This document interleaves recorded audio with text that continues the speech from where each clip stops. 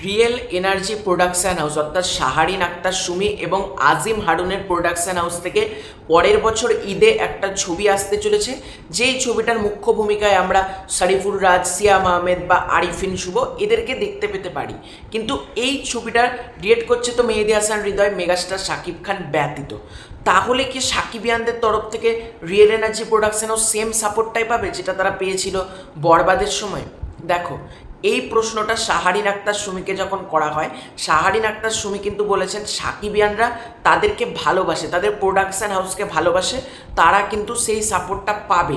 মানে সে যে নায়ককে নিয়েই হোক, তারা চাইবে শাকিব খানের ছবিটাও চলুক, তার ছবিটা ফ্লপ হোক, এটা কেউ চাইবে না, এটা তিনি বলেছেন।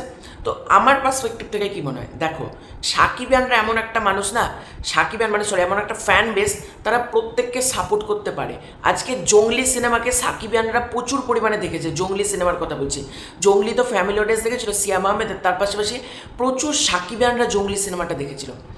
ইভেন তোমাদেরকে একটা কথা বলি, এই যে ঈদের সময় শাকিব খান ব্যতীত যে সিনেমাগুলো রিলিজ করে সেগুলোর ম্যাক্সিমামটা সাকিবিয়ানরাই দেখে, তার জন্য সিনেমাগুলো কালেকশন করা হতো। মানে দেখবে বরবাদের থেকে একটু কম মানে মানে যেগুলো করছে আর যেগুলো একেবারেই ওয়াশ আউট হয়ে যাচ্ছে সেগুলো তো কেউই দেখে না। কিন্তু সাকিবিয়ানরাও কিন্তু প্রচুর পরিমাণে বাকি সিনেমাগুলোকেও সাপোর্ট করে।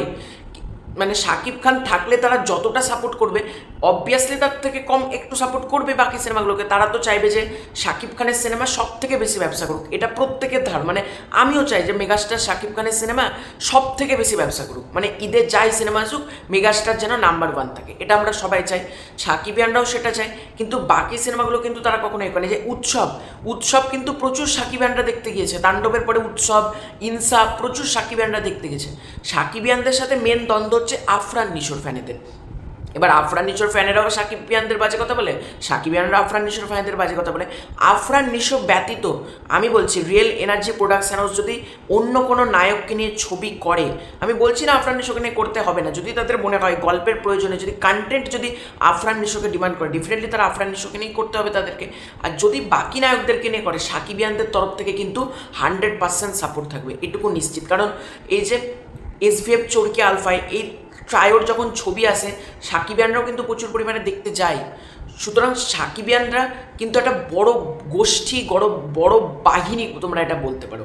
তো সাকিবিয়ানদের তরফ থেকেও রিয়েল এনার্জি প্রোডাকশানও সাপোর্ট পাবে, এটা নিয়ে কোনো অস্বীকার করার জায়গা নেই। এবং মেহেদী হাসান হৃদয় যে বরবাদের সময় অত বড় একটা সিনেমা তৈরি করলো, অত ভালো একটা সিনেমা তৈরি করলো, যদি তার পরের সিনেমা যদি সেম কন্টেন্ট যদি এত ভালো একটা তৈরি করতে পারে, মানে কন্টেন্টটা যদি ভালো হয়, দর্শক দেখবে, সাকিবিয়ানদের তরফ থেকেও 100% সাপোর্ট থাকবে, আমার এটা মনে হয়। তো তোমরা কারা কারা সাকিবিয়ানরা সাপোর্ট করবে কমেন্ট করে জানিও। খুব শীঘ্রই দেখা হচ্ছে নতুন কোনো ভিডিওতে। চ্যানেলে নতুন থাকলে সাবস্ক্রাইব করে তো। Bye bye.